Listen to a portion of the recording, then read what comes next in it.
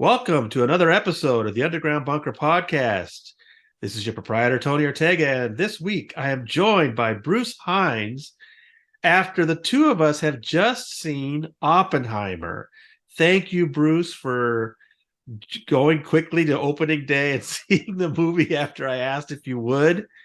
And let's start out with some first impressions. Tell me, how did you feel coming out of that theater? I was very moved. I thought it was an incredible movie. I really did. And it was so rich and so full of so much detail about so much history and so still relevant. And everything about it was great. The acting, the cinematography, it was just an incredible film. I was very moved as well. And listen, I know the first thing we're going to do is some people are going to say, don't spoil it. Here's the spoiler alert. Okay. There was this thing called World War II. Our scientists helped build an atomic bomb. But by the time they got it ready, the Germans had already started. So they dropped it on Japan. And at the time they were conflicted about it. Today in history, we're conflicted about it. And that's what this film is about. So you should all know that history from school. If you don't, well, it's okay. I think you'll still enjoy the movie. So that's, as far as dramatizing that, I'll give one little thing that I was hoping to get your thoughts on. This film, I mean, there were a lot of scientists involved in helping create the first atomic bomb. J. Robert Oppenheimer is singled out because he was kind of the project director that the military selected for the actually making of the bomb. And he was a brilliant theorist. And, how do you capture that on film, right? That, brilliant theorists in atomic theory. And I think this crew, director Christopher Nolan and the other people he worked with, did an amazing job with that. Wasn't there some incredible imagery just trying to help you think about the nature at the atomic level and that kind of thing? Did you get that sense that's what they were doing? Oh, for sure. There were those sort of graphics or special effects or whatever. And, it wasn't, as a physicist, it wasn't exactly scientific, but it really conveyed the idea that they were dealing with these forces and this phenomenon that weren't very well understood, but they knew they would be very powerful. Yeah, I mean, I've been, to prepare for this film, I've been reading Richard Rhodes' History of Making the Atomic Bomb, written back in the 80s. I've always wanted to read that book. I've been getting a little bit of the learning about the history of just understanding the atom and then the forces involved, and then these scientists realizing, wait a minute, now that we've figured out how to release some of these forces, that could actually be turned into a bomb. That all gets compressed a little bit in this film, but I think they did a pretty good job giving you a sense of it, right? Oh yeah, I think they did. And for a popular film, you couldn't go too much into the science because it would just be, people wouldn't get it. Right. Not that people, it's just like a field that unless you've studied it, it's hard to understand. But still, they put in just enough so people would know that there was a lot of science involved and these top scientists were needed in order to work it all out. Yeah, I mean, they weren't even sure. That's one of the things I've enjoyed in reading the history was that these scientists would do the math and were just, wait a minute, if we do this, this is the result, and that's incredible. And they did pick one thing to dramatize. I wonder if they would. At some point, as these scientists are working out the actual, way that a bomb might work, in the film, it's Teller who does this. I can't remember who did it in the real history, but somebody realized, wait a minute, if you ignite a bomb like this, the explosion may just keep going and ignite the entire Earth's atmosphere and kill every living thing on Earth. And they had to pause and say, wait a minute. I thought they did a pretty good job with that. Yeah. And what was interesting to me about that was so someone else did some mathematical simulations and they could say, well, the chances of it happening are near zero. And that's the nature of science. Yeah. particularly in the quantum physics world, it's all based on probabilities. Right. So the way science works is some theorists do a bunch of mathematical models Right. that seem to work, but then they have to test it. And it's not until you really test it if you know whether the mathematical model works or not. But before they set off the Trinity test, the first one, there was still a little bit of uncertainty. Right. Was the chain reaction going to continue into the atmosphere? Right. And there are other worries too. I mean, I there was one moment where they were like, well, if it's a dud, we're going to blow all this material across the desert, and Yeah, then we're all in a lot of trouble. So anyway, I thought that part they did really well. The part I was less familiar with was the post-war controversy that they really is a lot of the drama of the movie. I thought they handled that really well. I didn't realize. I mean, I knew that Cillian Murphy was going to be playing Oppenheimer, and I've loved some of the things he's been in before. I didn't know Robert Downey Jr. was going to have such a big role in this yeah. movie, and he was great, wasn't he? Oh, he was just such a good actor. And the makeup on him, they made him look like this almost a different person. It's hard to recognize. Same thing, Gary Oldman as Truman. It's like, oh, wait a minute, that's the same guy that played Churchill in, Yeah. in the other film. I forgot about that. Oh yeah, so many interesting things. And again, it's about that conflict that they're building this incredibly destructive thing, and what's the morality of it? I mean, I kind of figured that's what they'd be wrestling with, and that they do a brilliant job with that. Yeah, I thought so too. And that's always true of any, you get scientific discovery, out of that comes technology. And whatever technology that is, it can be used for positive things or for negative things. And it's always a question. Now, this is more pronounced than most because, it's nuclear weapons.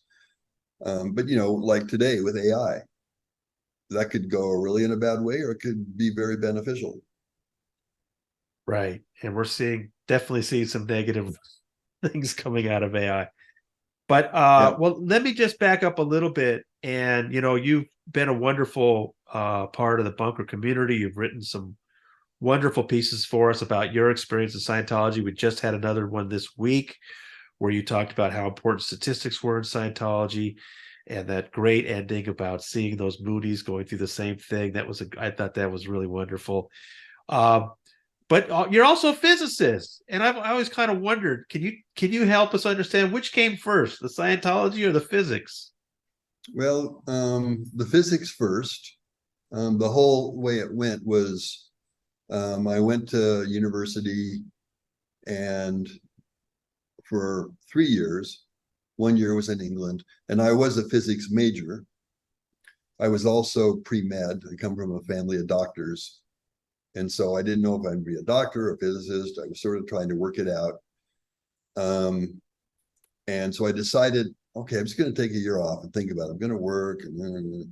And as a result of that, I got drafted into the US Army, which was not what I intended at all. I didn't think I would get drafted based on a number of factors.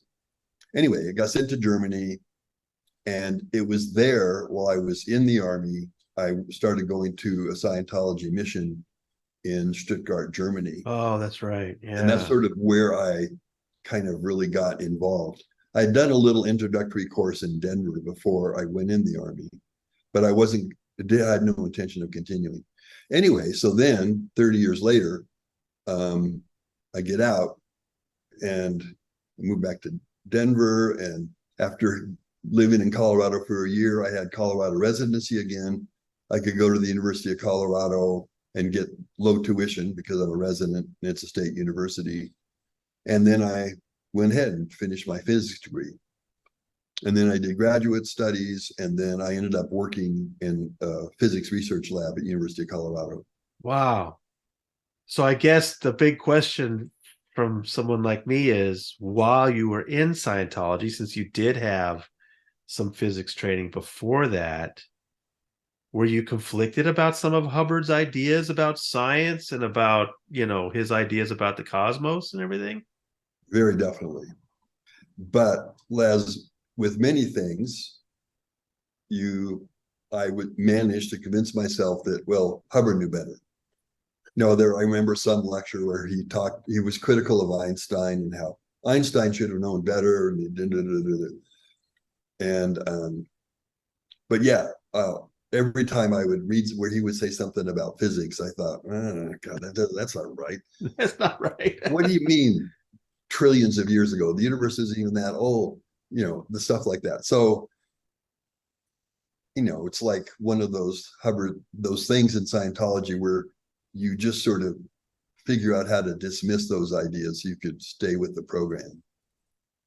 Speaking of Einstein, when here's a little spoiler. I'm sorry if you haven't seen the film. Early on, you see Einstein in the distance and you see his mane of hair. And my immediate thought was, yeah, that's all we'll see in the film. He's just a figure. He's never a real character. And then he ends up being a real character in the film and some very important scenes. I love that because Einstein's usually just sort of an abstraction most of the time. And for him to be portrayed as an actual character with some, interesting things to say, I really liked that. Yeah, I did too. And then at the very end, where they show what the exchange was between Oppenheimer and Einstein by the lake, that okay, I won't say anything, but boy, was that a great scene. No, I remember there was some point I was thinking, are they going to pay off that? Because they kept bringing that up. There's a scene early in the movie where Oppenheimer and Einstein have a private moment, and as the film goes on, it becomes more and more interesting. What did they say? What did they say? And I started thinking, are they going to pay that off? They paid it off in a big way. The writing in this was really brilliant. I really appreciated who some of the characters like. I'm reading now about the creation of Los Alamos, and how Oppenheimer had been selected by this tough, large guy named Brigadier General Groves, and I was wondering who they were going to have. It's Matt Damon, and he's so good. What an actor! It was great. So good. Well, so Scientology and Oppenheimer. Now, I sent you an article earlier, Bruce. I don't know if you got a chance to see it, but I did. I read it. One thing I was curious about was that L. Ron Hubbard tried to insert himself in this history. I don't know how many people know that, but that Hubbard claimed to have some role in this whole history of the atomic bomb. And sure enough, it was touched on in the film, the particular thing, this petition by Leo Szilard that went to President Truman, that did come up in the film. I was curious if it would. And do you remember when you were in hearing anything about Hubbard's claims about having put down a nuclear scientist revolt during the war or anything like that? I did not. Unless you heard that, I guess it was 1957 lecture, which typically you do. Usually you don't hear the 1950s lectures when you're here. Okay. It's more from the St. Hill era. Those are most of the lectures that you listen to when you're being trained as an auditor or whatever. Which would be like 60 up to 66, something like that, 59 to 66. Correct. Yeah. And so I didn't know about it, and it wasn't played up. But it's typical Danny Sherman to find this and try to make a thing out of it. Right. So for those of us readers who weren't around then, in 2012, they had a LRH birthday event. And what Dan Sherman, the recently deceased LRH biographer, would do every year at the LRH birthday event was come up with some little thing about Hubbard to talk about what a genius he was and what a brilliant guy he was. And so some little piece of history he would dig out. And for 2012, what he dug out was this claim Hubbard made in 1957, in a lecture in 1957, that in the war in 45, Hubbard and his friend Johnny Arwine had personally put down a rebellion by the scientists working on the atomic bomb. Yeah, and they were going to use atomic weapons against the government or something. It's just crazy. I mean, Hubbard, he loved to put himself in the center of things, though, didn't he? Yeah, malignant narcissist. So the actual history is that, you know, once they were getting close to making this thing, the gadget they called it, Hungarian physicist Leo Szilard and some others put together a petition to send to Truman, cautioning him about using this weapon, and, you know, Germany's surrender. We don't need to use it against Japan. And about 60 scientists signed it. Oppenheimer did not. And they dramatized that in the movie. Well, Hubbard's version was that he had showed up in Caltech and had found these scientists were about to revolt against the government, and he personally put it down. I mean, just crazy, isn't it? Makes no sense. Well, as you pointed out in the piece you did on the bunker, there are so many contradictions in the story. Yeah, and you know, the record shows that when he was at George Washington University in 1931, he did take a class in I don't think it was called nuclear physics exactly. It was called like molecular. It was atomic and molecular phenomena, as I Okay, recall. thank you. And I think he either flunked it or got a D. He failed it. Okay. And, you know, 31, that's pretty early, you know. I mean, you know, good for him for taking a course like that, but he failed it. But that didn't keep him from claiming to be a nuclear scientist later on. When did you realize that a lot of his stories were kind of full of hot air? Probably it wasn't until I was out. I left in 2003, and probably a year or so, you know, it was gradual, but after, you know, 6 months to a year, I start to think like, I remember talking to someone and saying like, well, you know, Hubbard's ideas were originally to come up. And I still said that even after I'd left. But, you know, it was a very gradual thing. But, you know, now I know he basically got any ideas he had, he didn't come up with himself. He got them from someone else. And, but you know, over the first couple of years I was out, I started to question all the stuff he said. Yeah. I mean, look, there's still a lot of independent Scientologists that soured on Miscavige, but they still really believe that Hubbard is who he said he was. Yeah, I know. Sorry. Yeah, boy, what a con job. And then so he told his own Scientologists in this 1957 lecture that these nuclear scientists were going to use their nuclear weapons against the US government, and he talked them out of it and saved the world, basically. Yeah. But then just a year later, he wrote a letter to an actual physicist, this Condon guy, and was sympathizing with the outcasts. Now instead of claiming that he put down these scientists, now he sort of claims he's one of them. Yeah, like he as another maligned scientist, you know, who hasn't gotten credit for his great work, and you know, the people are trying to stop him or something.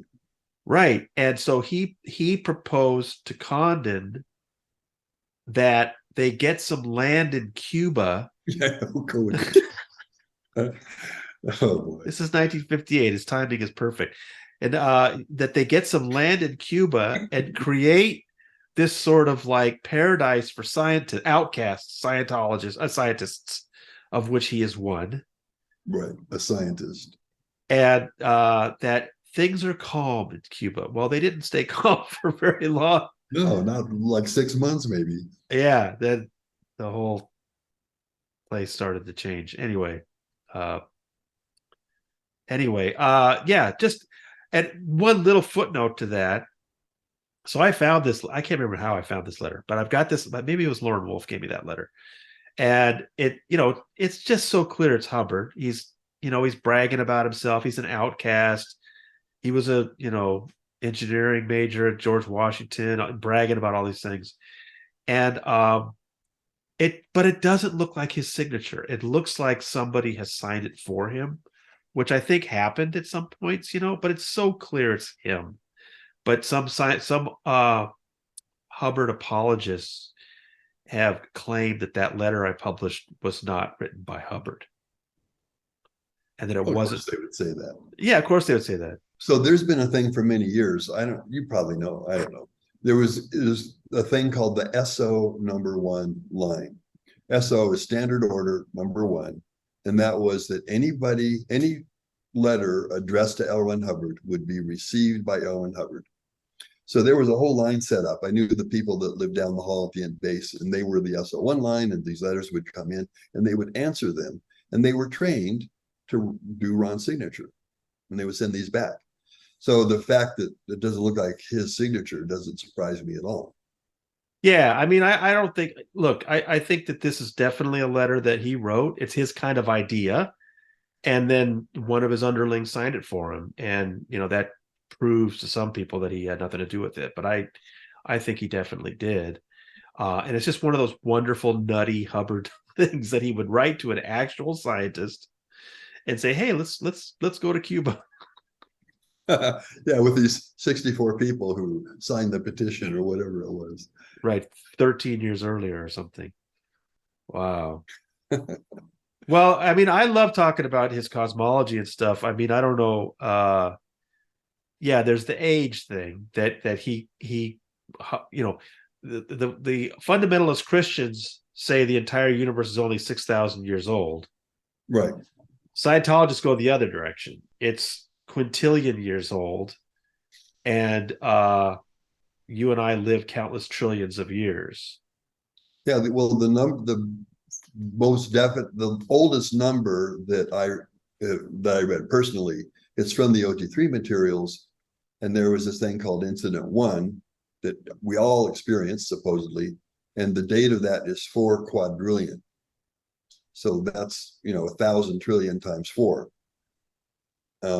And there was another thing that happened at the event at the shrine, or I don't know, but when they announced L. Ron Hubbard had passed away, and Pat Broker was on the stage, he held up a piece of paper with this date, and it was like, went lines and lines and lines. Like who knows how big that number is? But I counted it, Bruce. I got it. I got a still. It's number 3 or 4 followed by 276 digits.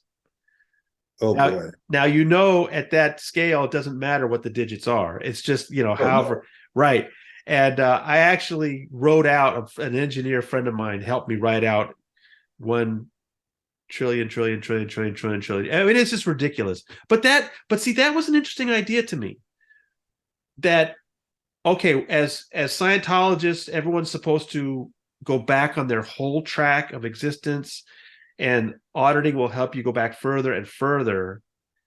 But as the great Thetan, as the leader of Scientology, nobody could go farther back than Hubbard, right? Isn't that wasn't that what Pat Broker was saying? That Hubbard had really gone to the very beginning of things, and it was... Yeah, and really gotten to the bottom of everything. All our troubles. Also that the Van Allen belt is... Yeah, that's a good one. Hot, right? It what was that? He said it was, he said, well, the Van Allen belt is really hot, by the way, or something like that. He'd gone exterior as a Thetan and was traveling up there. That's the part I remember. And he said it was really hot. I don't think it really has a temperature, anyway, scientifically. Right. And that he almost got run over by a freight train on Venus. Yeah, there was a guy, maybe you saw it back in the clam bake days, and his handle was Venusian train driver.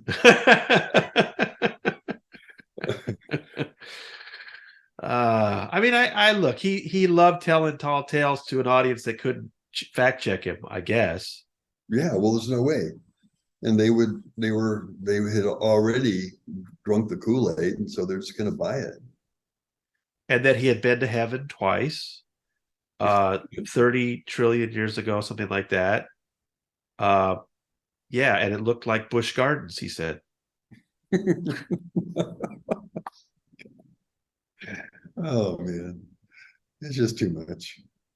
But I guess maybe my favorite is this idea that at the end of this lifetime, when this particular vessel expires and your Thetan is freed, that you are whisked to Venus or Mars to be implanted by these invader forces.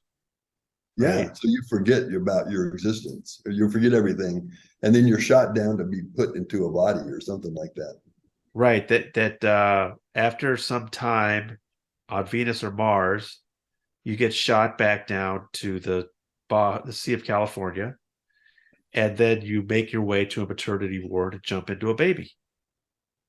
Oh, I didn't know about the um, whatever that is. The Yeah, the Sea of Cortez or whatever. yeah, Yeah. That's what he said in one lecture. I don't know. yeah, I don't know if yeah. he It changed could it. well be. Well, it's funny. When I was still in, there was some people, some Scientologists would talk about it that when you die, you should travel underground and go to a maternity ward to get a new body so that you don't get sucked up by the invader force, whatever they have. Right. And so I've explained this sometimes. People, even Scientologists sometimes, you sure? I'm like, look, I'm just telling you what Hubbard said. So the idea was your your lifetime is over, your Thetan leaves the body, you go to Venus or Mars, they implant you to erase your memory, send you back down, you jump into a baby, and you go through this whole cycle over and over again. The goal of Scientology then would be not only to help you recover those memories of the previous lives, but then once you have finally reached OT8 and above and are a operating Thetan, you can then resist the invader forces, not get sucked to Venus or Mars between lives, and retain your memories lifetime after lifetime as a powerful operating Thetan. Yeah, That's the promise, right? no, that's exactly it. And you'd have these amazing abilities to boot. You'd be able to communicate telepathically, you'd be able to move objects through telekinesis, all sorts of promises. And mocking things up, right? Isn't that literally Yep. creating matter with your mind? Yes. In fact, the whole universe, it was the mutual action of all of us mocking up matter, and it became a universe. And also that the laws of physics are exist only through agreement. Another one of my favorite Hubbard tales is Ars Laicus. Do you know this story, Bruce? Yeah. That there's this city named Ars Laicus on some planet somewhere, and that a bricklayer was putting bricks together on a building on Ars Laicus, and he suddenly stopped believing in gravity, and it broke the agreement, and all the buildings started floating away. Something like that, right? Yeah, yeah. And It's, Hubbard was just trying to explain that the only reason we have the world we have is because we've agreed that that's the way it should be. yeah. Which I guess I can understand how that would be attractive to somebody that would like to like change their situation just by thinking about it. I guess that's what he was promising them, right? Yep. Huh. Exactly. Yeah. Well, there was one, there's maybe you know this. There's the running program where Right. you just run and go around a pole. And it was based on some sort of a therapy or something system jillions of years ago.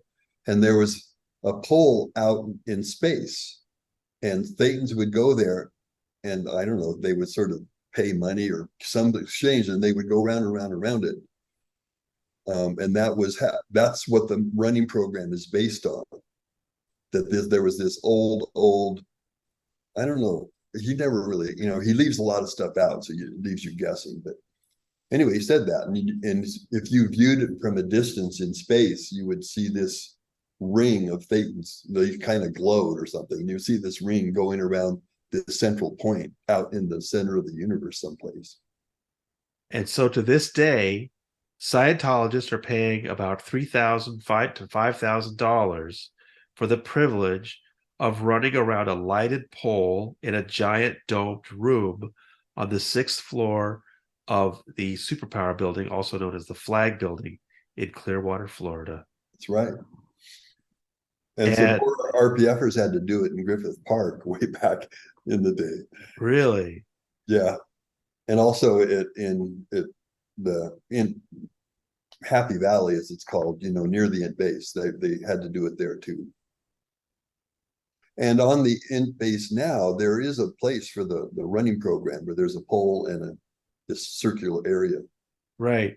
Well, I love the fact that at Flag it's like an attraction though, and it's not like, I mean, I've heard about people who were punished by running around in the desert, heat at Int base, but the people who come to Flag and run around that pole in the Flag Building, they're paying for it. I mean, Yeah. and then they are required to talk about, oh, the incredible cognitions they had. Well, they were running all day and so exhausted they hallucinated, right? I think so. Yeah. That's just crazy. It's so crazy. I love that whole aspect though of Hubbard and Scientology and the crazy physics, crazy astronomy.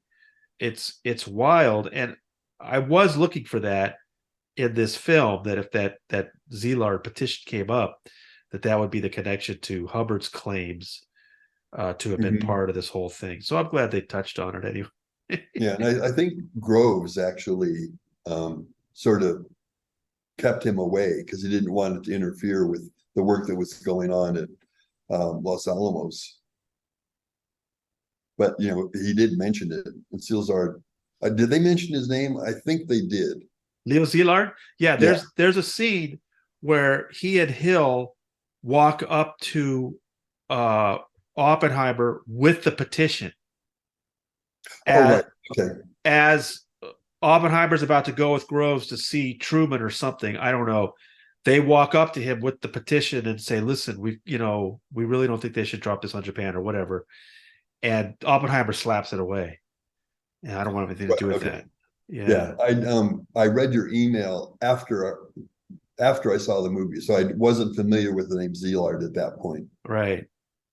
No, the Rhodes book is fun because the very start of that gigantic book and this huge history is that it was Leo Szilard who had some experience in biology with something that was like a chain reaction in biology, who one day suddenly realized something like that could happen at the nuclear level.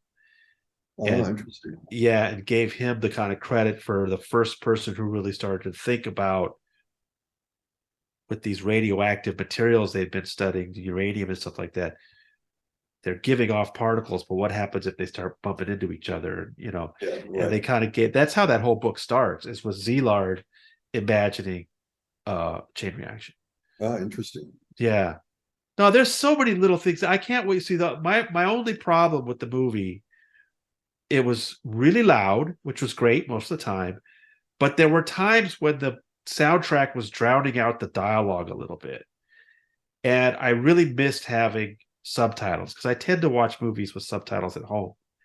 And there were definitely some times when I strained to understand, because they cover so much stuff in that movie. So many characters, so many scientists.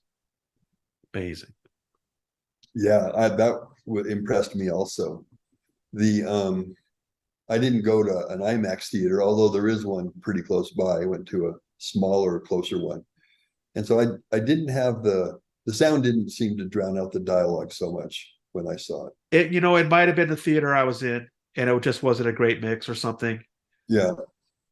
Because I also noticed that they were doing some very interesting things with the soundtrack. I thought they were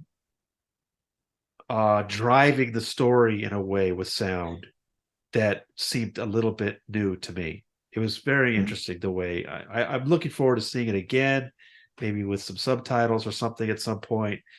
See if I could pick up even more. But I think so. In those IMAX theaters, they can do more with sound. It's not just stereo. It's like, oh, right, speakers all over the place. Yeah, maybe that's what was going on. Well, let's talk a little bit about the big ideas in this film. Bruce, because I mean, look, it centers around one man and how he was treated after the war and whether or not that was fair or not. But it had some bigger ideas in it as well, especially with some of that imagery at the end. What were some of the things you took away from this film? Well, I mean, a big one is, well, a few big ones. One is the, obviously the nuclear threat that started at that time is very much real. And particularly, it's even heightened these days because you've got North Korea.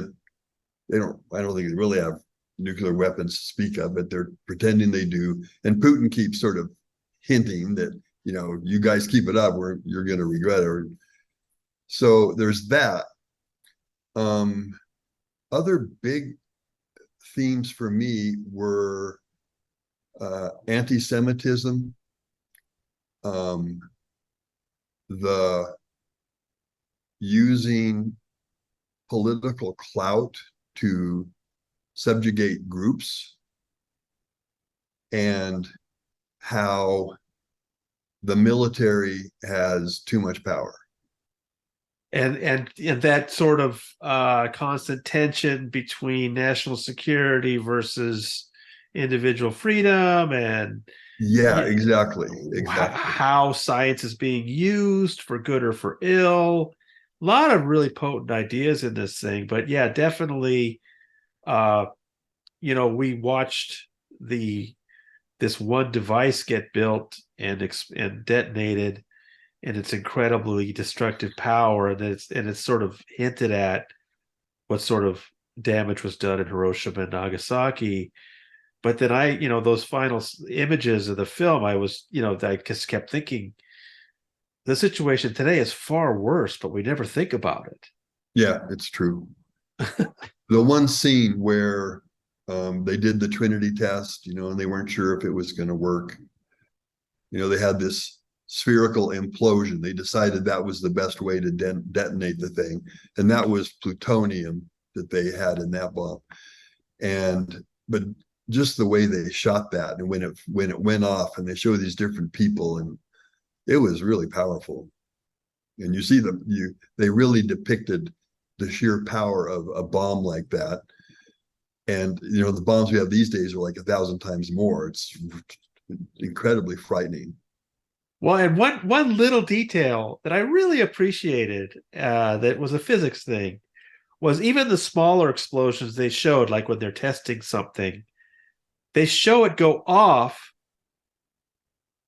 and then comes the sound, right? I don't know if you Right. noticed that. Oh Usually, yeah, definitely. usually in movies, whenever there's an explosion, you immediately hear it, even if it's in the middle of space. They don't care. If it's a movie, you're going to hear the explosion. And they're just testing a little thing out there, and it's 100 yards away.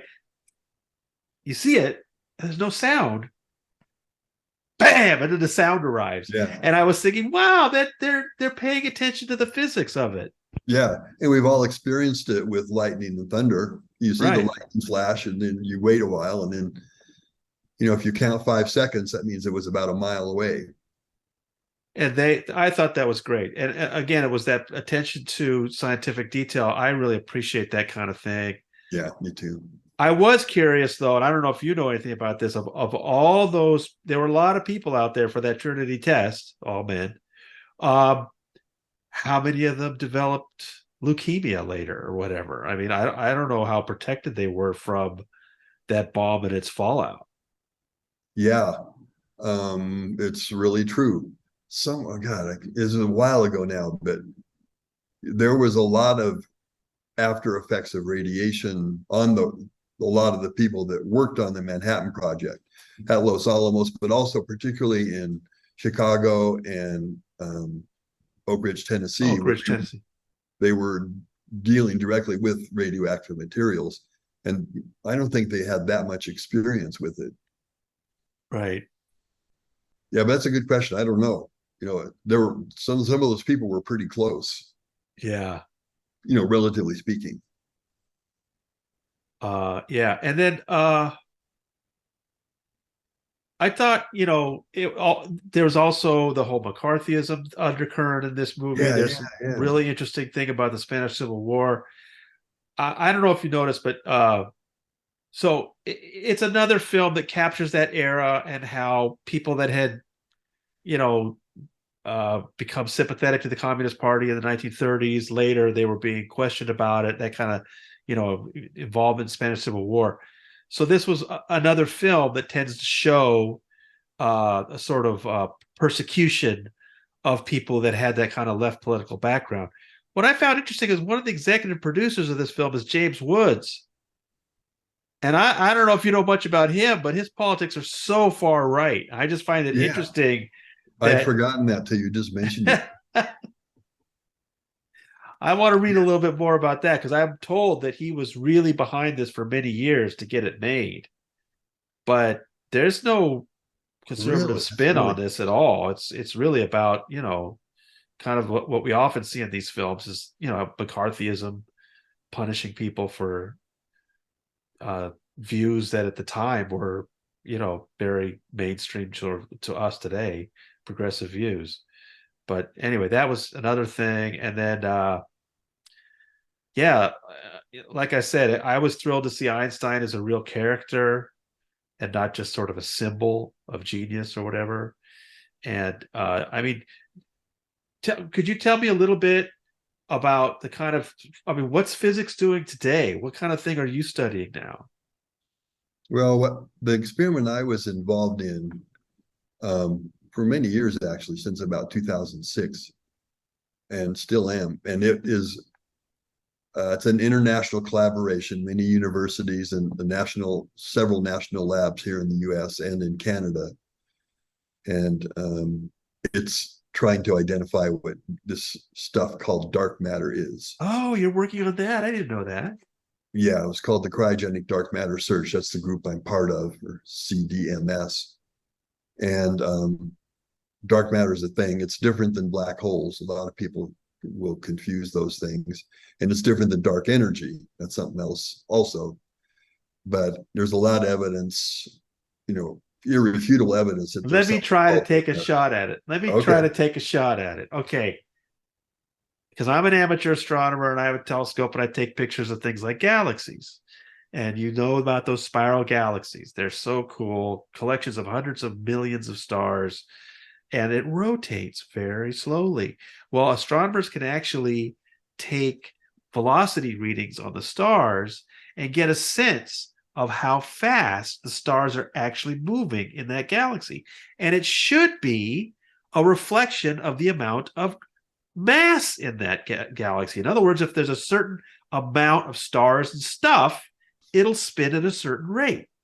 And the problem is with those measurements, they're finding that these stars are moving at a rate suggesting there's much more mass there than you can see. And so, what is there that we can't see? That's dark matter, right? That's exactly right. That's a perfect explanation. It was an astronomer, wasn't a physicist. It was an astronomer in Switzerland named Zwicky in the 1930s. And he was doing the exact sort of measurements you're talking about. He observed, spiral galaxies through telescopes and over a period of time measured their rate of rotation and did some calculations, said, no, wait a minute, they're going, this speed's way off. If you can imagine spinning a bicycle wheel and then spinning a car tire, they're, with the same amount of force, they're not going to go the same speed. And so anyway, he was the guy that came up with the word dark matter. In German, it's dunkle Materie. That's what he used. But anyway, it's been used ever since then. Right. And so there's all those measurements, much more precise measurements of galaxy rotations since that point in time, because we have more technology to do so. And then there's also some other very convincing arguments. Einstein, one of the things he figured out in his theory of general relativity is that light, when it goes through a gravitational field, it bends. Right. It's called gravitational lensing. It's like light bends through a lens, it will also bend through a gravitational field. And so there'll be a cluster of galaxies where there's a lot of mass and light coming from behind, like another galaxy behind or some object, they can see how it bends as it goes through, and bends way more than it should, given what the amount of visible matter is there. Right. It's another very convincing evidence that this stuff, there's something there. So in We other just don't words, know what it's made of. we can see these galaxies very well, but the effects of gravity suggest there's more there than we can see. That's right. So what are you doing to investigate that dark matter? What's your experiment? So it's based on a certain theory that the dark matter is a certain type of particle, very small particle, like comparable in size to a proton or a neutron.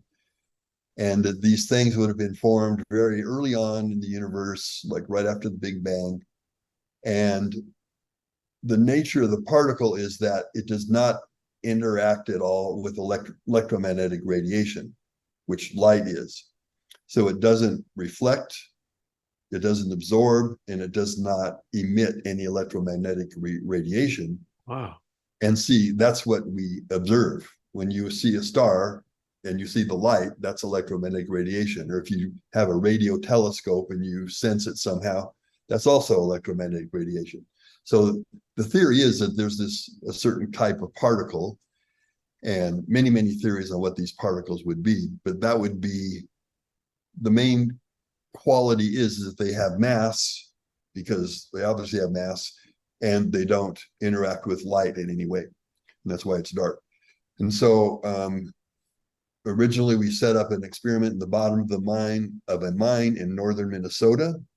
It's called the Sudan mine. It was an old iron mine that basically got mined out. And so there's a research lab. It was 2,500 feet below the surface. And we set up these special, very sensitive detectors there. The theory being that these particles, they're around us all the time. And a certain number are going to pass through. And if these detectors are tuned in such a way that if one went through, they'd be able to tell if it was some other particle, because there's all sorts of particles flying around, or if it was the particle of this particular type that we're looking for. So that went on until about 2016, for, I don't know, about 15 years. And we're now building a new one in Canada, in Ontario, in a place called Sudbury. And there's a big mine there called Snow Lab, and a bigger, better, deeper, 6,800 feet below the surface. And we're just now getting it geared up to start actually making measurements and see if we could find some of these things. Now, are these sensors sitting in water like the neutrino detectors are? No, but it's called Snow Lab, which is the Sudbury Neutrino Observatory, SNO lab. And so some of the big neutrino experiments are there. These experiments are super, super cold crystals. They're either silicon or germanium, very pure. And you get them really, really cold, and you also get them really, really deep, so you don't have interference from other things. And it's sort of like it's pretty accurate though. If one of these particles comes in and hits a nucleus in this crystal, it kind of rings. It hits it and it makes a vibration, and it goes throughout the whole crystal because this crystal is very pure. Right. And so there are the special sensors that could pick that up. So, I mean, is it a situation where we're setting up all this equipment, waiting for the first dark matter particle to come through and be discovered, or is it there's a certain amount that comes through and you're measuring it? Yeah, it's a whole statistics thing. You take for years, you take data, and there's all sorts of things that hit these detectors.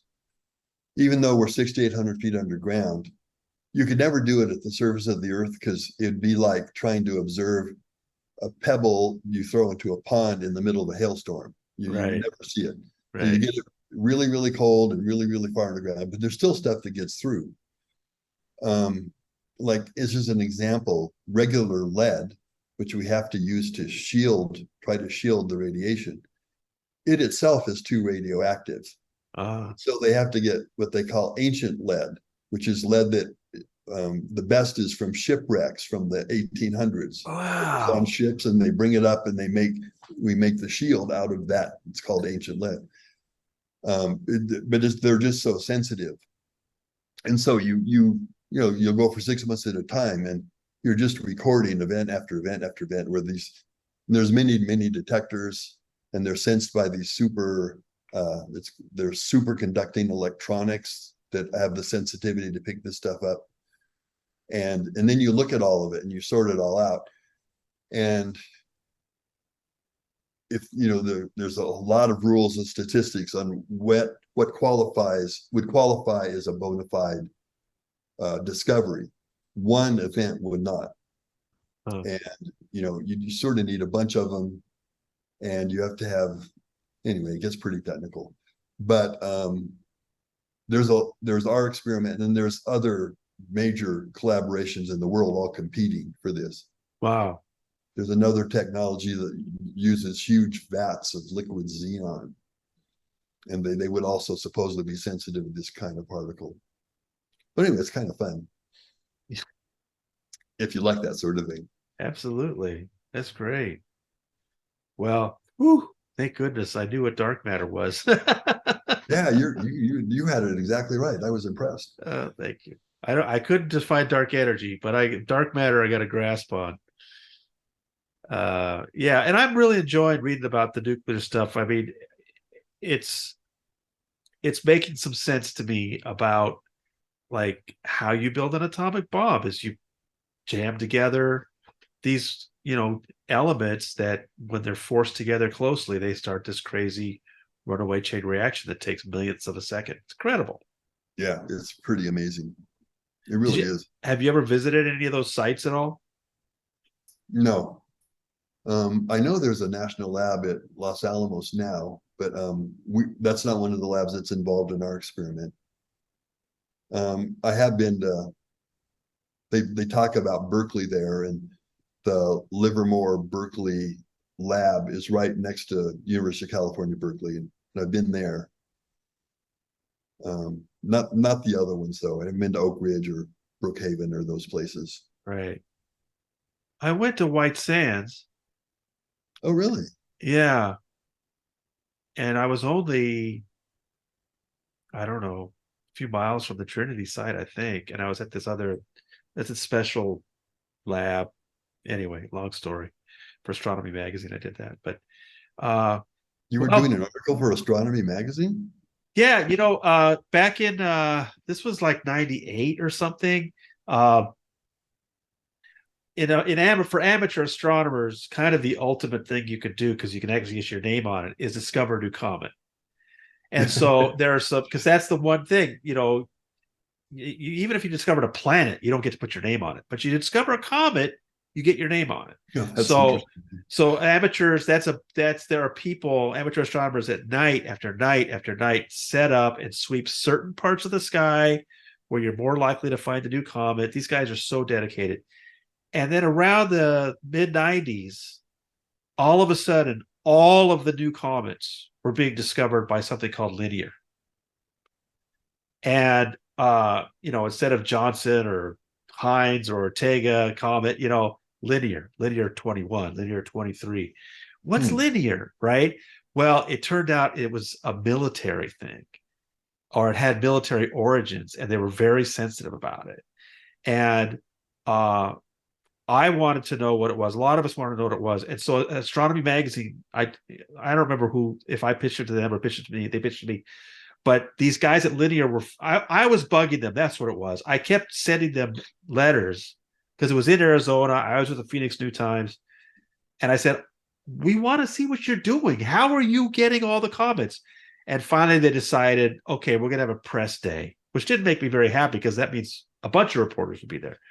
But I went out there, and what they had done, how a chip is, electronics on a silicon wafer, and it's, some of them are a little bigger, like the detector ones, but they're usually made from a big silicon wafer, yeah, right?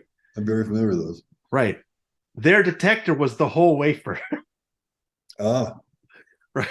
It was the biggest. I that might be common now, but in 1998, a detector the size of a wafer. It was incredible. And it had been developed for the Air Force to spy on things on Earth. And then somebody at the Air Force had the foresight to turn it up and look at the sky. And then suddenly they're finding all these comets. And suddenly, amazing. yeah, they had put it on some small telescopes, and they had developed some software that was really sophisticated that would only pay attention to stuff that was moving. So you could have 10,000 stars in the picture. They didn't care what's moving. And they showed me the software. It was really powerful. Remember, this is 98. Okay. This is 25 years ago. But whatever computers they were using, they put it up on the screen, this image they had taken with the linear chip covered with stars. And they say, now wait, bloop, bloop, bloop, bloop, bloop. Stars disappeared. And then there was just like three things because they had moved. So just in 1998, that was absolute state of the art. So they were so good at that, they were discovering everything. So that was why I got to go out there, and it was a place normally journalists would not be allowed. But I think they've now been somebody else is doing it even better than they are now. But that was fun. I love this stuff. Physics. I mean, that's what's I was so looking forward to this movie. And I was so glad. I knew there was going to be a Scientology connection. I knew that Leo Szilard thing was going to be in there, and we'd be able to talk about Hubbard claiming that he had something to do with these scientists. Isn't that great? Yeah. I remember when I first saw that book all about radiation. And I looked at it, and it said, written by a medical doctor and a nuclear physicist, I think is what it says on it. Right. I thought, really? I wonder who that is. I had no idea Hubbard was claiming to be the nuclear physicist. That's right. That's right. Oh, well, Scientology never fails to amuse. Yeah. Yes. Endless source of entertainment. All right, Bruce, thank you so much. I loved hearing about your project. That was cool. And we got to see a good movie, huh? It was great. I was really glad I went. It was just, I was really impressed. Really. Oh, so great. And, and I love a movie about something, and they're, a movie for adults. That is go learn about this stuff, be entertained. It's everything. Yeah. Had everything. Great visuals. Fantastic sound. Great shots of like panorama out in the desert and stuff. It had everything. Oh, fantastic. All right, Bruce. Listen, thank you so much.